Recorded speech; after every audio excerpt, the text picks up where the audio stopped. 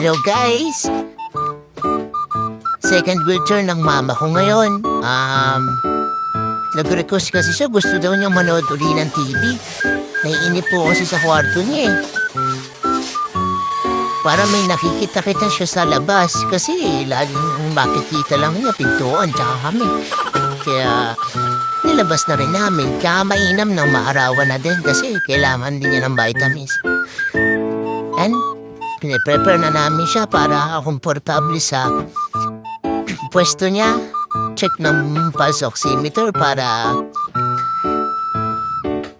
titignan namin kung nabawi oxygen, heart rate. Yan, tamang inaasikaso namin siya hanggang sa may bisita sa kanya, titignan siya. Kaya hinihintay namin maluto yung sopas niya kasi kakain daw siya ng sopas. Uy, sana all! Kasi yung unang lugaw na niluto, hindi niya nagustuhan, iniyawan agad. Kaya ngayon yung sopas na niluto, baka magustuhan na yun daw gusto niya eh. Ay na daw niya ng lugaw.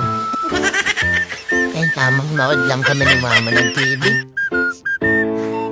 Mukhang lambingan kaming dalawa kasi miss na miss ko na yung mama ko. Yun na lang siyang nakahiga. Kaya hanggang sa naluto na nga, pinakain ko na siya. Pero konti lang yan. Props lang yung natira na yan kasi sa akin talaga yan. Yan, mukhain niya. Sarap na sarap siya. Nagustuhan niya, tas yun lang. Tamang nood na kami. Bye-bye!